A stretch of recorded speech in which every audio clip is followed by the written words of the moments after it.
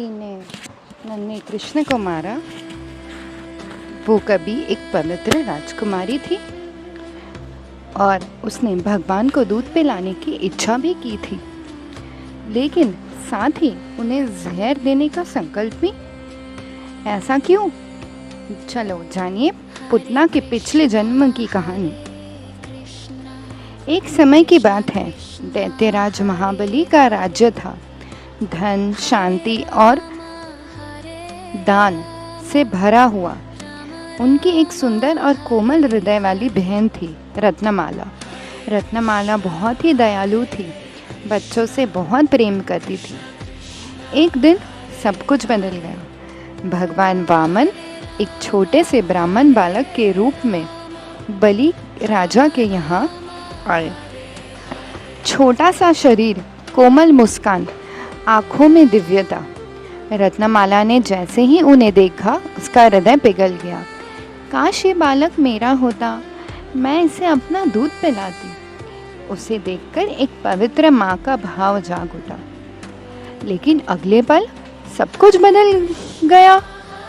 जैसे ही बलि ने दान दिया और वामन ने अपना रूप बदल लिया, उनका शरीर बढ़ता गया और वो बन गए त्रिविक्रमा, पूरे ब्रह्मांड को नापने वाले। रत्नमाला का दिल कांप उठा।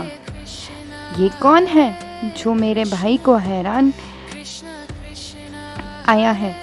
आया है? उसका प्रेम धीरे धीरे क्रोध में बदलने लगा। रत्नमाला के मन में अब दो भाव लड़ रहे थे। एक तरफ माँ का प्रेम, मैं इसे दूध पिलाना चाहती हूँ, और दूसरी तरफ क्रोध की अग्नि, काश मैं इसे जहर पिलाकर मार दूँ। यही दो विपरीत इच्छाएं उसकी किस्मत बन गई। समय बीता, जन्म बदला और रत्नमाला जन्मी एक राक्षसी के रूप, पूतना। इस बार उसका उद्देश्य था भगवान कृष्ण को मारना। उसे अपने स्तन पर जहर लगाया और गोकुल पहुंच गई। पूतना ने नन्हे कृष्ण को गोद में उठाया और दूध पिलाने लगी। लेकिन कृष्ण तो भगवान थे। उन्होंने सिर्फ दूध नहीं, पूतना की पूरी प्राण शक्ति को ही खींच लिया। पूतना चीख उठी, छोड़ो मुझे, छोड़ो, और अपनी असली रूप में गिर पड़ी। सब सोच रहे थे एक राक्षसी का ऐसा अजन्म ही मिलना चाहिए, लेकिन यह हुआ कुछ अलग।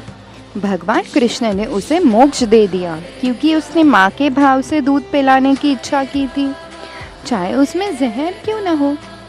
भगवान सिर्फ हमारे कर्म नहीं, हमारे भाव भी देखते हैं। अगर भाव शुद्ध हो तो गलतियों से बाद भी कृपा मिल सकती है। अगर आपको ऐसी ही अद्भुत कहानियाँ पसंद हैं तो चैनल को सब्सक्राइब ज़रूर करें। कृष्ण भक्ति में जुड़े रहें।